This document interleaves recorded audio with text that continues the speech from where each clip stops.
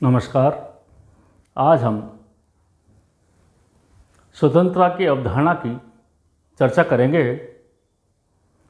स्वतंत्रता को अंग्रेजी में लिबर्टी कहते हैं। इसकी उत्पत्ति लैटिन भाषा के शब्द लिबर से हुआ है, जिसका अर्थ है बंधनों का अभाव, अर्थात मनुष्य की इच्छा और कार्य पर किसी प्रकार की रुकावट या मर्यादा का न होना।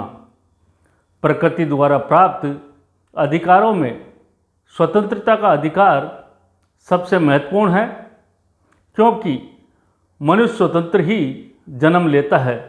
अतः स्वतंत्रता मनुष्य का जन्म सिद्ध अधिकार है।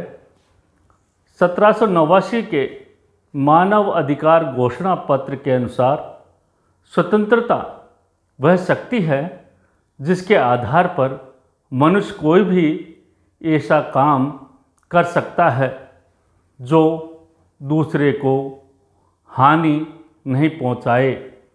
लास्की के अनुसार स्वतंत्रता का अर्थ उस वातावरण की स्थापना से है जिसमें मनुष्य को अपने पूर्ण विकास के लिए समान अवसर प्राप्त हो सके। हार्बर्ट स्पेंसर के शब्दों में प्रत्येक मनुष्य यह करने के लिए स्वतंत्र है जिसकी वह इच्छा रखता है, यदि वह किसी अन्य मनुष्य की समान स्वतंत्रता का हनन नहीं करता है। मैकेंजी के अनुसार स्वतंत्रता सब प्रकार के प्रतिबंधों का अभाव को नहीं कहते, अपितु उचित प्रतिबंधों के स्थान पर अनुचित प्रतिबंधों के स्थान पर उचित प्रतिबंधों की व्यवस्था है। कोल के अनुसार बिना किसी बाधा के अपने व्यक्तित्व का प्रकट करने का अधिकार का नाम ही स्वतंत्रता है।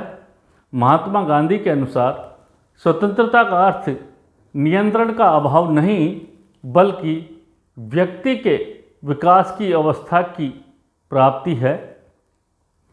इन परिभाषाओं के आधार पर कहा जा सकता है कि आत्मविकास के लिए वास्तविक अवसर का नाम स्वतंत्रता है।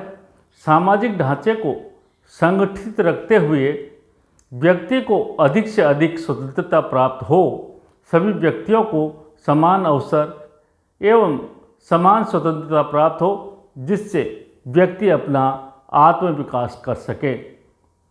इन परिभाषाओं के आधार पर स्वतंत्रता के दो रूप होते हैं। पहला, नकारात्मक स्वतंत्रता। नकारात्मक स्वतंत्रता के प्रबल समर्थक बेंथम, मिल, लॉक व स्मिथ थे। उनका मानना है कि व्यक्ति विवेकशील प्राणी है जो सभी सही व गलत का आकलन कर सकता है। जब व्यक्ति धार्मिक, सामाजिक, आर्थिक व सांस्कृतिक रूप से स्वतंत्र होंगे तभी वह अपना सर्वांगीण विकास कर सकते हैं। इसके साथ ही व्यक्तिवादी विचारधारा राज्य को एक आवश्यक बुराई मानते हैं। वह कहते हैं कि व्यक्ति के कार्यों में राज्य का हस्तक्षेप कम से कम होना चाहिए।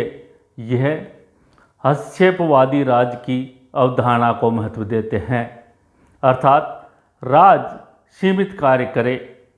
यह राज्य का कार्य केवल आंतरिक व बाहरी सुरक्षा के कार्य तक ही सीमित किया जाता है।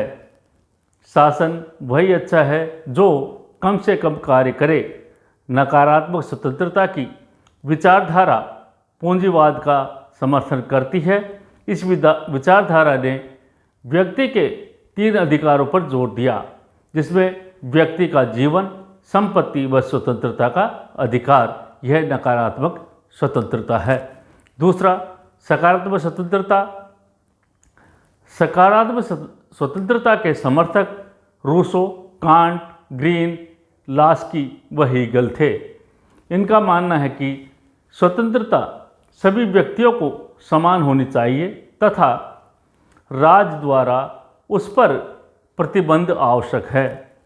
यह सीमित स्वतंत्रता का समर्थन करते हैं, अर्थात स्वतंत्रता के माध्यम से एक व्यक्ति दूसरे की स्वतंत्रता को हानि नहीं पहुंचा सके, अर्थात व्यक्ति पर राज्य का युक्तियुक्त प्रतिबंध आवश्यक है। सकारात्मक स्वतंत्रता कानून का समर्थन करती है। इनका मानना है कि राज्य की दृष्टि में सभी व्यक्ति समान हैं, तो उनका स्वतंत्रता भी समान ही रूप से प्राप्त होनी चाहिए। शांति व्यवस्था स्थापित करने के लिए कानून का होना अति आवश्यक है। सकारात्मक स्वतंत्रता लोक कल्याणकारी राज्य का समर्थन करती है, क्योंकि यहाँ प्रत्येक व्यक्ति के लिए राज्य ऐसा प्रयास करेगा जिसमें किसी प्रकार का भेदभाव नहीं होता। यहाँ सभी के विकास की बात कही गई है। Thank you.